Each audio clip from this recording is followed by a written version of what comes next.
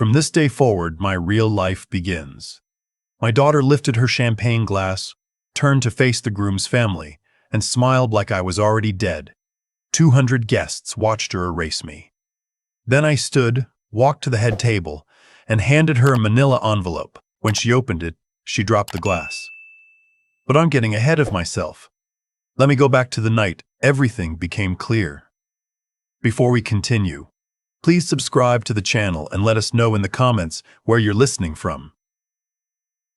It was February in Asheville, North Carolina, cold enough that the windows fogged from the inside. I was lying in what used to be the laundry room on the first floor of my own house, staring at a water stain on the ceiling that looked like the state of Texas. They'd moved me down here 4 months earlier. My daughter said it was because the stairs were hard on my knees. My knees were fine. I ran 2 miles every morning until they started parking their cars behind mine so I couldn't get out of the driveway. I'm 66, retired after 34 years as a structural engineer. Bridges, dams, commercial high-rises across 6 states. I know how things are built, and I know how they fall apart. The house was one I designed myself. A 4-bedroom craftsman on 3 acres overlooking the French Broad River. I built it in 1999 with insurance money after my wife, Karen, died of pancreatic cancer. Janine was 9 years old. I raised her alone, made her lunch every morning, drove her to ballet and soccer and SAT-P prep, paid for 4 years at Chapel Hill and 2 years of graduate school in Boston. When she came home broke and aimless at 27, I said nothing. When she brought Gavin home 6 months later, I said welcome. Gavin Delacourt was 30, worked in pharmaceutical sales, drove a leased BMW, and talked about money the way people do when they don't have any. His parents, Rick and Nina, showed up 3 months after Gavin moved in. Rick said they'd lost their condo in Sarasota to a bad refinance deal. Needed somewhere to stay while they got back on their feet. Temporary, he promised. 6 weeks, maybe 8. That was 11 months ago. Rick Delacourt now occupied my master bedroom. Nina had redecorated my kitchen with things she'd ordered on my credit card. Gavin used my workshop as a home gym. And I slept on a twin mattress next to the washing machine, listening to the pipes groan every time someone flushed a toilet upstairs. The night it happened, I couldn't sleep. Not unusual, the laundry room shared a wall with the kitchen, and sound traveled through that wall like it was made of paper. I heard them talking around 11 p.m. Rick's voice first, that low, satisfied rumble he used when he thought he was being clever. After the wedding, we move on the deed. Gavin talks to her, she talks to him, we get the transfer papers signed before summer. I stopped breathing. Nina laughed. Not a real laugh. The kind that sounds like someone cracking their knuckles. He won't even notice. He barely leaves that room anymore. And if he does notice, that was Gavin. Careful, measuring his words the way he always did around me. He's 66 and alone, Rick said. What's he gonna do? Hire a lawyer with what? Janine controls the accounts. My hands went cold. I pressed them flat against the mattress and listened harder. The house alone is worth $900,000, Rick continued. The land, maybe another $400. We sell, split 3 ways, set up in Florida. Start fresh. What about Dad? Janine's voice. My daughter, the girl I'd carried on my shoulders at the county fair. The one who cried when her goldfish died and made me hold a funeral in the backyard. What about him? Rick's tone dismissed the question before it was asked. He's not part of the plan, he's part of the past. I waited for her to argue, to say something, anything. The refrigerator hummed. A chair creaked. Ice clinked in a glass. Fine, Janine said, but we do it clean. No drama. I lay there until 3 a.m., running calculations the way I'd done my entire career. Load-bearing capacity. Stress points, where structures fail when the foundation is rotten. By dawn, I had a plan. I left the house at 5:30 a.m. while they were still sleeping, drove through empty mountain roads with the heater running and fog sitting low in the valleys. Asheville before sunrise looks like a photograph someone hasn't finished developing, everything half-formed, waiting for light to give it shape. Tom Ridgway answered his phone on the first ring. We'd known each other 15 years. He'd handled my estate planning after some rental properties I'd invested in. Straight shooter. No nonsense. I need to know my legal standing regarding my house, I said, and the people living in it who think it belongs to them. Silence. Then, come to my office at 8. I'll clear the morning. Tom's office was in a converted mill building downtown, exposed brick, wide plank floors, the smell of old wood and fresh coffee.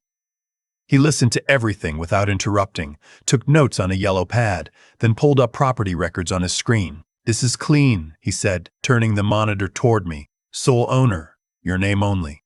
Purchased 1999. No liens, no encumbrances, no co-ownership. The Delacourts have zero claim.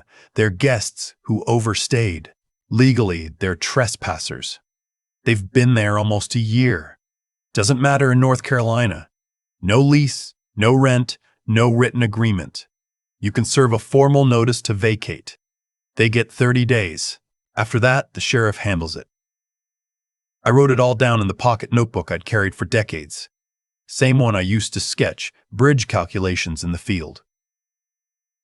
"There's more," I said. 2 years ago, I added Janine as an authorized user on my primary credit card for emergencies. Tom's expression tightened. "How bad?" By noon, I was sitting in a financial advisor's office on Haywood Street with printed statements spread across the desk. The advisor, a young man in a blue tie who looked barely old enough to drive, scrolled through 24 months of transactions with a growing frown. "Mr. Jessup, I'm seeing $112,000 in charges over 2 years on this card. Furniture stores, resort hotels, airline tickets, restaurant tabs, averaging $300 a pop. A jewelry purchase for $6,800. Were you aware of these? $112,000. I'd authorized the card for car repairs and doctor visits. The number hit me somewhere behind the sternum. Not pain exactly. More like the sound a cable makes right before it snaps. Cancel the card today," I said, "and freeze the joint checking account. Consider it done." I drove home through mountain curves, the kind that demand your full attention or kill you. Good. I needed to focus on something physical, something real, because my mind wanted to spiral into grief and I couldn't afford that yet. Grief was a luxury. Strategy came first. The wedding was set for April 12th. Janine had chosen the Biltmore Estate grounds, 220 guests, seated dinner and open bar. Total cost, $58,000. My signature on the contract, my card on file. Nobody mentioned that when they discussed seating charts at my dining table and placed me at a back corner, table 14, near the service entrance. I had 7 weeks. Enough time to prepare a case that would have held up in any courtroom in the country. I hired a private investigator named Sweeney, a retired ATF agent with a bulldog face and no patience for dishonesty. Within 2 weeks, he handed me a folder that told the story of Rick Delacourt's last 20 years.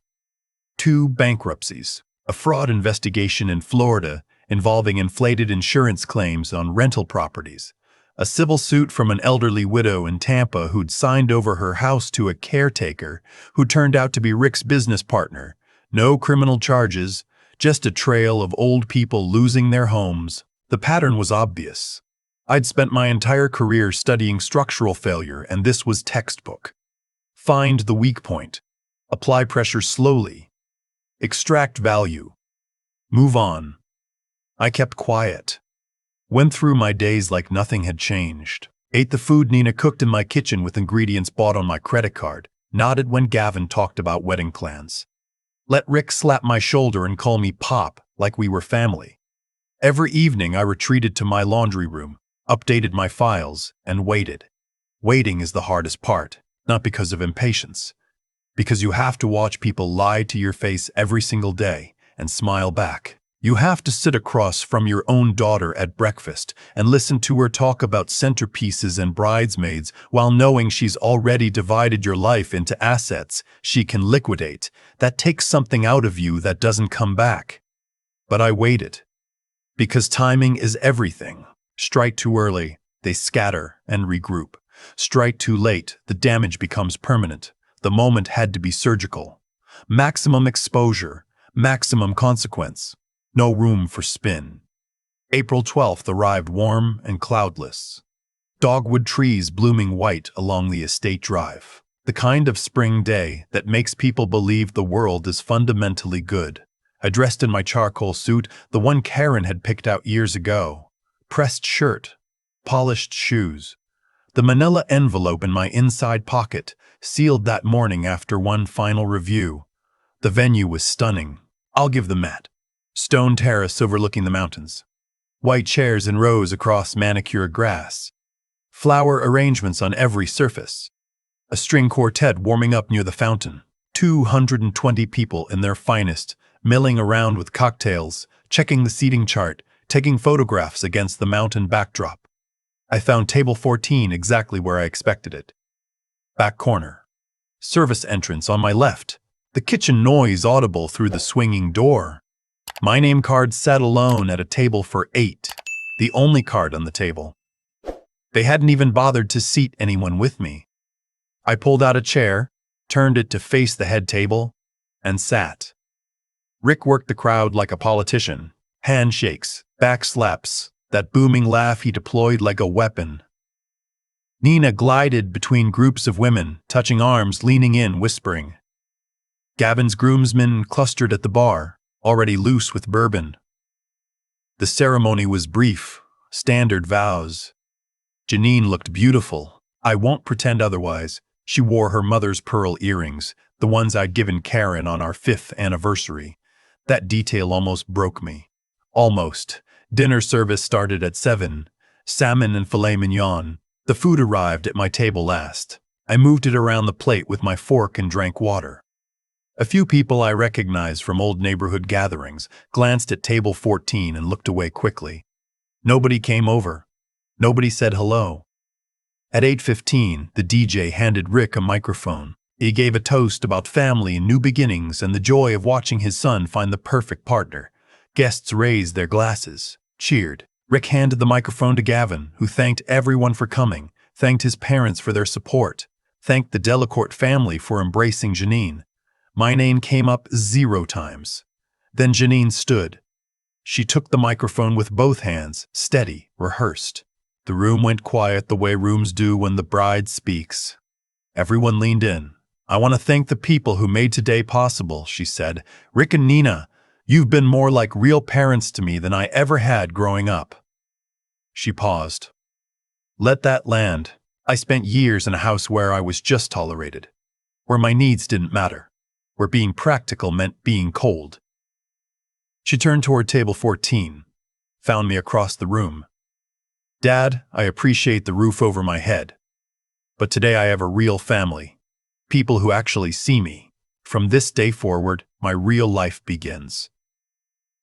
The silence lasted maybe 4 seconds, but felt like 40. Every face in the room turned to look at me. The old man alone at table 14. They expected tears.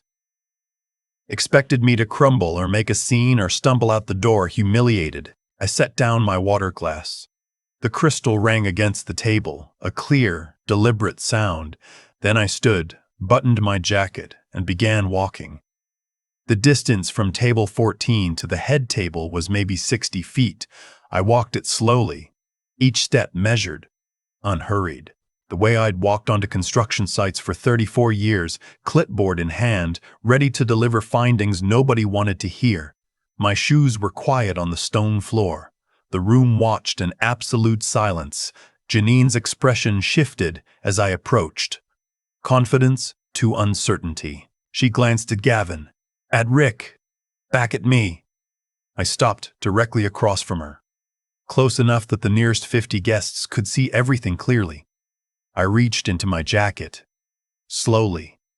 Let them see my hand disappear into the lining. Let them wonder. My fingers found the manila envelope. I drew it out and placed it on the white tablecloth between her champagne flute and her dinner plate. Centered, precise. Open it, I said. Quiet. But the room was so silent that my voice carried to the back wall. Janine stared at the envelope. Her practiced smile flickered. What is this, a card? She played for the audience, rolling her eyes slightly. Better late than never, I guess. She tore it open. The first page was the credit card statement. 24 months of transactions printed in columns, with certain lines highlighted in yellow. Hotels, restaurants, a jewelry store in Charleston, cash advances. And at the bottom, circled in red, total unauthorized charges, $112,000. Her smile died. The second page was the property deed. Buncombe County Register of Deeds. My house. My name. Sole owner since 1999. No co-signers. No shared title, underlined twice in black ink. The third page was the account freeze notice. All shared financial access terminated as of April 11th, the day before the wedding. Notarized and stamped. The fourth page she almost didn't pull out. Her hands were shaking now. But she did. Formal notice to vacate. All occupants other than the legal property owner had 30 days to leave the premises. Filed with the county clerk that morning. Signed by my attorney. Legal. Binding. Final. What is this? Her voice cracked. Loud enough for the room to hear. Dad, what are you doing? I looked at her. My daughter. The girl whose scraped knees I'd bandaged. Whose college essays I'd proofread at midnight. Whose entire life I'd funded with money I earned, building things that would outlast us both. That is the truth, I said, projecting my voice clearly. The first page shows $112,000 you charged to my accounts over 2 years. I authorized that card for emergencies, not hotels in Savannah, not jewelry, not cash advances. I pointed to the second page. That's the deed to my house. My house. My name, built with money I earned over 3 decades. Nobody else has any claim to it. I touched the third page. Financial access revoked. Every card canceled. Every shared account closed. Then the fourth. And that is a legal notice requiring all current occupants to vacate within 30 days. That means you, your husband, and his parents. 30 days. After that, the sheriff's department handles removal. Rick shot out of his chair. His face had gone the color of raw beef. You can't do this. This is my son's wedding. I looked at him with the same expression I'd used in 10,000 site meetings when a contractor tried to argue physics. Sit down, Mr. Delacourt. I've reviewed your history. 2 bankruptcies. A fraud investigation in Brevard County. A civil suit from an elderly woman in Tampa whose home ended up in your business partner's name. You came into my house with a playbook. I've seen the playbook. The color drained from his face. He sat down. I turned back to Janine. You just told 220 people that I was never your real family. I accept that. Your new family can provide for you now. I'm sure they'll be generous. Nina's voice cut in, shrill and desperate. She's your daughter, your own flesh and blood. She just told this room she isn't, I said simply. I'm respecting her decision. I stepped back from the table, hands at my sides, breathing steady. 34 years of standing on scaffolding 100 feet in the air had taught me that calm was a choice. I'd made it. The whispers erupted like a dam breaking. 200 people all talking at once. Phones came out. Guests at nearby tables stood to read the documents Janine had dropped on the tablecloth. A woman I didn't know said, loud enough for everyone to hear, "He paid for this whole wedding and she said that to him?" I walked back the way I'd come. Same pace, same posture, through the service entrance past the kitchen staff who'd stopped working to watch through the door, into the parking lot, into my truck. The engine turned over smooth and clean, the way things do when they're properly maintained. I drove to the hotel I'd booked 3 weeks earlier, knowing I wouldn't want to go home that night. Checked in, sat on the edge of the bed, in a quiet room on the 4th floor. Turned off my phone. It rang 31 times before midnight. All Janine. I know because I counted the vibrations before I powered it off completely and set it in the nightstand drawer. The next 3 weeks were what you'd expect. Janine left voicemails that progressed from apologetic to furious to desperate. Rick's attorney filed a motion claiming implied tenancy and established residency. Tom Ridgway dismantled it in a single hearing. The judge spent less than 10 minutes reviewing the case before ruling in my favor. Janine showed up at my hotel on the 8th day. No makeup. Hair unwashed. Wearing a wrinkled t-shirt I recognized from her college years. She looked 20 years older than 29. Dad, please. I'll do anything. I'll leave Gavin. I'll pay back every cent. Just please don't make me homeless. I studied her face the way I'd studied thousands of blueprints, looking for structural integrity, looking for something solid underneath the surface. You're not homeless, I said. You have a new family. You told a room full of people they were your real life now. Go live it. I didn't mean it. You spent 11 months meaning it. You moved me into a laundry room. You spent $112,000 of my money while your father-in-law planned to steal my house. You meant every word. You just didn't expect consequences. She cried. Real tears, I think. But I'd lost the ability to tell the difference. When someone lies to your face for a year, the instrument that detects sincerity gets damaged, maybe permanently. 30 days, Janine. Use them. The eviction deadline passed on May 12th. They were gone by the morning of the 11th. I know because I drove past at dawn and saw the driveway empty for the first time in nearly a year. I pulled in, walked through the front door, and stood in my own living room, breathing air that finally felt like mine. The damage was real. Scratches on the hardwood. A broken cabinet door in the kitchen. Nail holes in every wall where Nina had hung her own pictures over mine. My workshop stripped of half its tools. Small cruelties. Parting shots from people who couldn't hurt me legally, so they hurt me in the ways they could reach. The locksmith came at noon. New locks on every door. The security company came at 2. Cameras at every entrance. Motion sensors. An app on my phone that showed me every angle of my property in real time. Rick filed a lawsuit 2 weeks later. Emotional distress. $50,000 in damages. Claimed I'd humiliated him publicly and destroyed his family's reputation. Tom and I sat in court while the judge read Rick's complaint with an expression that could have frozen the French Broad River in August. Mr. Delacourt, she said, you lived rent-free in another man's home for 11 months and you're suing him for emotional distress because he asked you to leave? Case dismissed.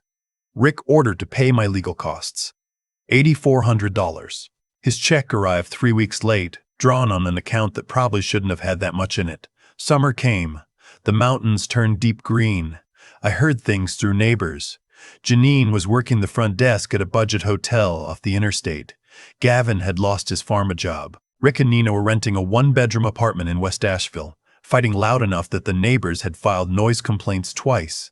Janine posted a long message on social media in June, called me controlling and abusive, said I'd ruined her wedding and her life. It got shared a few thousand times. Then guests who'd been there started commenting. People who'd heard her toast, who'd watched her erase her own father in front of 200 people. The narrative shifted fast. By the end of the week, she deleted the post. In August, I finalized my new will. Everything, the house, the land, my retirement accounts, my investments, goes to a foundation that supports elderly people who've been financially exploited by family members. Janine is named in the will specifically and specifically excluded. Signed, notarized, filed with the county. Airtight. She called in September. Different voice than before. No manipulation. No angle. Just tired. Could we meet?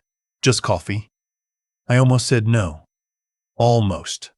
But I'm 66, not dead, and some part of me, the part that remembers carrying a 9-year-old girl through the hospital hallway the day her mother died, that part doesn't shut off just because you want it to. We met at a coffee shop on Lexington Avenue. She looked thin. Her nails were short. Her clothes were clean but worn. The polished woman from the wedding was gone. I'm not here to ask for anything, she said before I could speak. I just needed to say I'm sorry. Not sorry because my life fell apart. Sorry because my life fell apart. Sorry because I understand now what I did. I sipped my coffee and said nothing. Gavin blames me. His parents blame me. We fight every day, about money, about whose fault it is, about everything. She looked at her hands. Turns out when you stop spending someone else's money, you find out real fast who people actually are. You're learning what things cost, I said. That's not the worst thing in the world. I know I don't deserve forgiveness. I just wanted you to know I hear it now. What you were trying to teach me my whole life. I hear it. I stood. Left $10 on the table for coffee I hadn't finished. Becoming the person your mother would have been proud of is still possible, I said. But that's your work now, not mine. I walked out into the September sunlight. The mountains were just starting to turn, orange at the edges like a fire that hasn't decided how far it wants to spread. I drove home through streets I've known for 25 years, parked in my driveway, walked through my front door, sat on my back deck overlooking the river. The security lights blinked green. The house was quiet. A hawk circled over the water, riding thermals without effort, patient, unhurried, exactly where it belonged. I understood something then. Something I couldn't have articulated during the worst of it, but felt clearly now, sitting on my own deck in my own house with the evening settling around me. I hadn't won.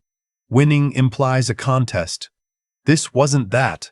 This was an old man reclaiming what was his, drawing a line and refusing to step back from it. Not out of cruelty, not out of revenge. Out of the simple, stubborn belief that a life built with honest work deserves to be protected. Janine might change. She might learn. She might become someone worthy of the name her mother gave her. Or she might not. That's her road now. Mine is here. 3 acres on the French Broad River. A house I designed with my own hands. An evening sky turning purple over the Blue Ridge. And that is enough. If you liked this story, please like this video, subscribe to the channel, and share your thoughts in the comments. To listen to the next story, click the box on the left. Thank you for watching.